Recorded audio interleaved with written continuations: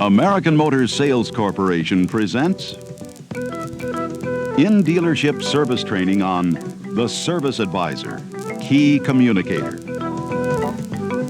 In this training program, we're going to look at the vital role you play as service advisor.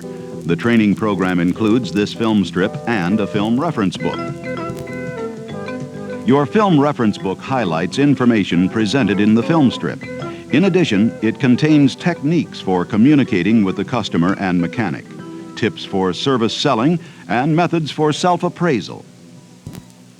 As the service advisor, you are the one most in touch with the customer. You are the communications link between customer and mechanic, and that's a very important function. A breakdown in communications between you and the customer, or you and the mechanic, can make all the right things you do seem pretty wrong. It can almost guarantee a customer comeback, or it could send the mechanic on a wild goose chase when he tries to repair a car. On the other hand, the payoff for good communications is more efficient use of your mechanic's time, better control of warranty expense, and increased sales from satisfied customers who come back to your dealership when they need service.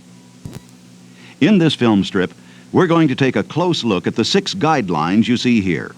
Following these guidelines will help you communicate effectively and prevent needless communications breakdowns which can lead to problems. First, let's see how to personalize your contact with the customer. In a busy dealership, this is easier said than done. But if you pull the customer's service file and review it, even briefly, you can personalize your contact. Be sure you call the customer by name. It's on the service file, if you don't already know it. Next, look at the repair history of the car. If later you discover the customer has a comeback problem, you'll be a step ahead and can handle him accordingly. The service file will also tell you what maintenance is due on the car and other information which can guide you in selling additional needed services. Your film reference book has some useful hints on service selling from information found in the customer's file. Take the time to read it when this film strip is over. The second important guideline is acknowledge the customer. A prompt, friendly, "Good morning, how may we help you today?" Start your contact outright. Or if you must make someone wait, a simple, courteous, "Good morning, I'll be with you in a minute," will help. Listening carefully is one of the most important communication skills. It's essential for getting the information the mechanic needs to fix the problem right the first time. By listening attentively, you'll find that customers communicate in one of 4 ways when asking for service. Number 1, the customer asks for a routine service. Number 2, the customer describes a basic problem that has a clear-cut solution both you and the customer understand. Number 3, the customer diagnoses his own problem and is asking for the service or repair which he thinks will solve the problem. And number 4, the customer asks you to diagnose the problem. This is the point you want to reach with customers who attempt to diagnose their own problem. Now, let's listen closely to the following requests for service and determine which method of communication the customer is using. How may I help you, Mrs. Johnson? I need an oil change. By the way, will I need a new oil filter this time? Oh, and what about my tires? Do I need to have them rotated?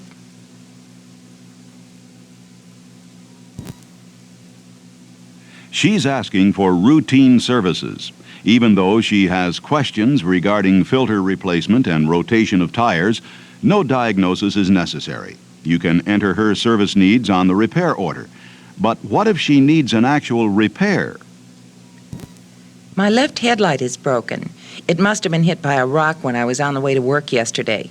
Can you fix it by noon? Of course, a repair is necessary, but it doesn't require a diagnosis. The problem is clear-cut and basic. Both you and the customer understand the solution, and so you enter the repair information on the repair order.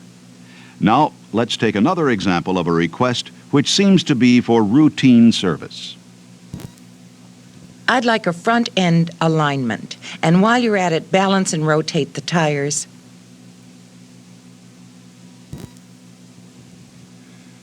Hold it. That's a danger signal.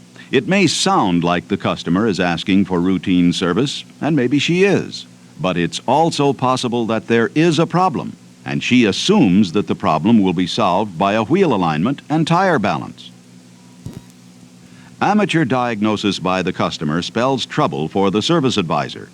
Whenever you think a customer is diagnosing his or her own problem, it's important to dig behind that amateur diagnosis. To do that, you've got to ask questions and get the customer to describe the problem. Don't settle for an amateur diagnosis. Let's look at another example. There's this clunking noise in my transmission. Every time I step on the gas, I sit there for a minute, and then it feels like the back end catches up with the front end, and pow! I don't know what's wrong. Her vehicle does have a problem, and she simply described it to you. This is the point you want to reach. She's leaving the diagnosis job to you, the expert. Before we go on, let's review some important points. Mentally fill in the blanks in the next frame. The 4 ways in which customers communicate their service needs are: 1. The customer asks for service. 2. The customer describes a problem that has a clear-cut solution both you and the customer understand. 3. The customer the problem and asks for service or repair which he or she thinks will solve the problem. 4.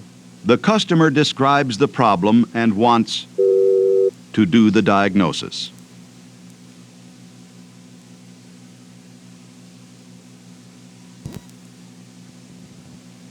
Okay, now let's see if your answers agree with these. 4 ways in which customers communicate their service needs are by 1. Asking for routine service. 2. Describing a basic problem both you and the customer understand. 3. The customer diagnoses the problem and asks for service he or she thinks will solve the problem. And 4. The customer asks you to diagnose the problem. Probing for accurate information is the next guideline we're going to look at. You start this systematic process of asking questions once you get the customer to the point at which you're asked to diagnose the problem. You start your probing by asking general questions first, then getting more and more specific, like, what exactly happens that the customer can see, hear, feel, or smell? Where does it happen? In front, back, left, right, top, bottom, a particular component, always in the same place. When does it happen? Always, occasionally, engine hot, engine cold, at certain speeds, accelerating, decelerating, stopping. What about on rough terrain, under certain weather conditions, or with certain accessories in use? Your goal in asking these questions is to first get a good description of the real problem, so you can communicate the symptoms to the mechanic in language he will understand, and then to narrow down the most probable cause. Now let's listen to an example of some expert probing.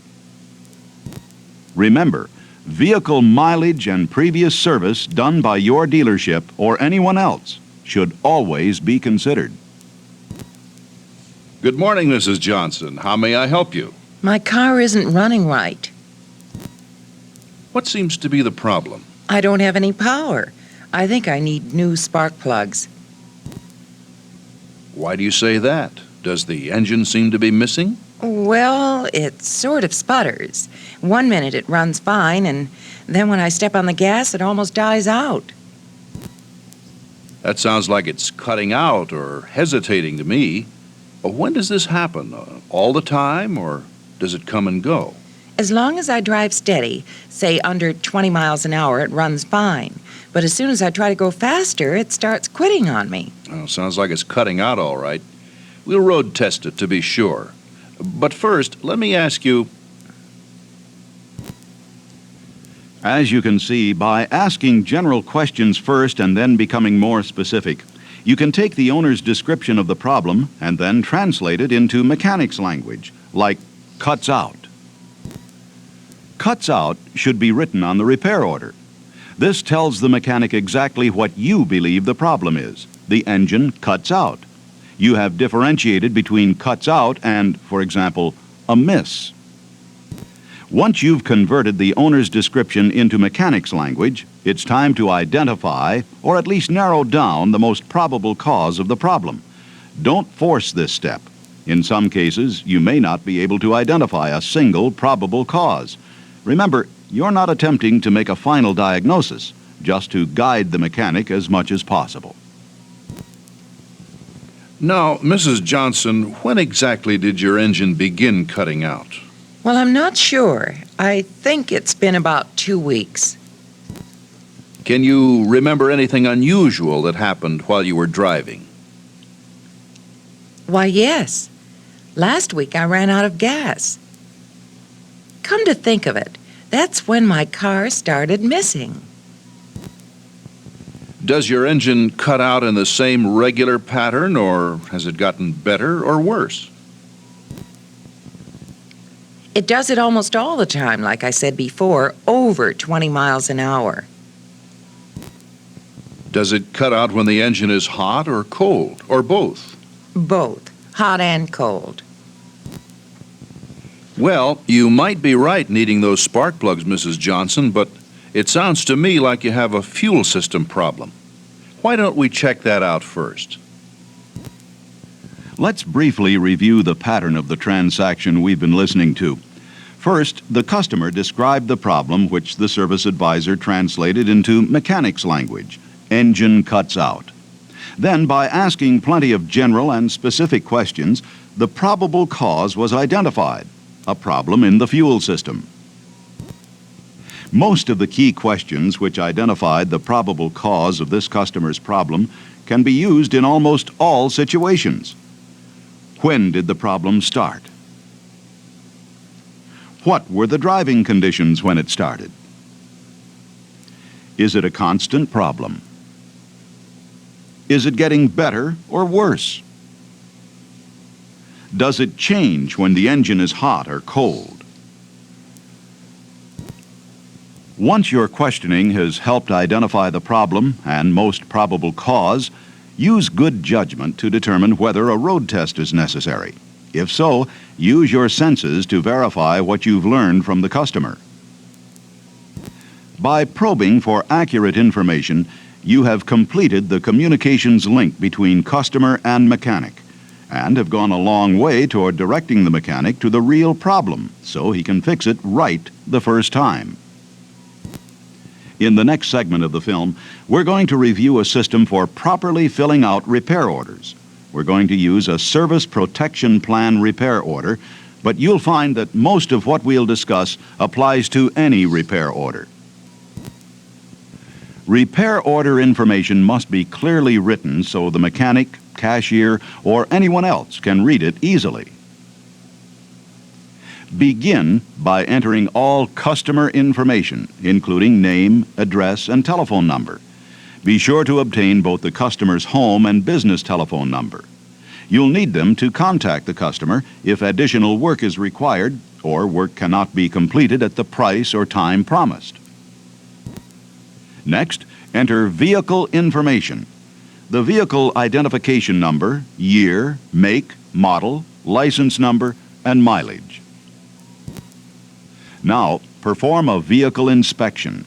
Walk around the car, noting any body damage. Enter a check in one of the boxes at the bottom of the repair order under Noticed Body Damage and inform the customer if damage is found. You can also use this inspection to look for other service sales opportunities. Make a note of needed service items. Your reference book includes a checklist of service items to inspect during each repair order write-up. Once you attend to the customer's immediate problem, you can discuss these other service needs with them. After the visual inspection, you probe for accurate information, as we did earlier in this film, until you're satisfied that the problem and probable cause have been identified. Then, write this information on the front of the repair order. In certain situations, usually involving difficult diagnosis or complex problems, it's a good practice to talk directly with the mechanic to make sure he's on the right track. Next, enter the parts and labor costs in the preliminary estimate section. Make your figures as accurate as possible. Enter the total of the figures in the appropriate space. Whenever teardown or scope analysis is necessary before a complete estimate is possible, a diagnosis charge is usually in order. Get the customer's okay for the diagnosis and charge before he leaves. Then contact him later when the extent of repairs and total estimate of repair charges are determined. In all cases, make sure the customer knows that approval will be required to exceed the estimate given. Ask the customer how he intends to pay. Then mark the matching method of payment box on the repair order. Next, ask the customer if he wants to inspect the replaced parts when he returns to pick up his car. Mark the Parts to be Retained for Inspection box on the repair order. Fill in time received and time promised, date, service tag number, and written by box on the repair order. Now, sign the repair order on the authorized representative line. Then, ask the customer to sign the repair order on the customer signature line, authorizing the work described, and the repair order is completed. The yellow copy of the repair order belongs to the customer. Tell him you'll call if the diagnosis changes or if the work cannot be completed at the price or time promised. With the repair order now systematically completed, your dealership has an agreement with the customer. And to make sure this pact is kept, you must follow up the repair. You do this by checking on the repair order while work is being done. This practice ensures that the car will be ready on time and priced within the estimate. Watch out for any problem which may delay completion of the repair. If it proves impossible to deliver the vehicle properly repaired when promised, then call the customer immediately and explain the delay. If the diagnosis by the mechanic reveals an additional repair, or additional labor or parts are needed, the mechanic informs you. You must then verify the need and call the customer with a revised estimate to obtain verbal or written authorization to proceed. Remember to change the time promised if necessary. Before the customer picks up his car, the cashier should total the repair order and check it against the estimate. Final quality checks by the service advisor should be standard operating procedure in your dealership. Simple functional tests or road tests, when necessary, should be made to assure proper completion of all repairs. And when customers pick up their cars, whenever possible, go over the repair order with them. Be sure to advise your customers of any repair needs discovered during service, and always show or at least tell them where their cars are parked. Now, let's briefly review 3 important points on following up the repair. See if you can answer the following question. What 3 things should you do if a mechanic tells you that an additional part is required to repair a car?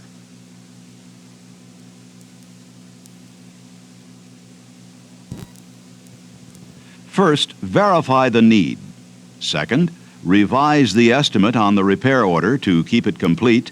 And third, call the customer for authorization to proceed.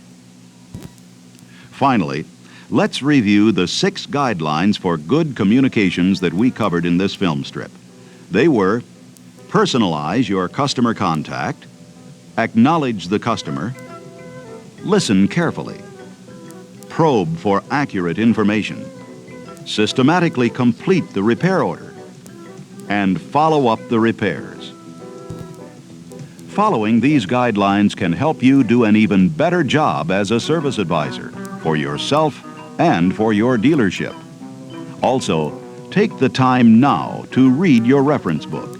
It covers more fully the key points we've discussed. Later on, use it for help on topics like service selling and measuring your own performance.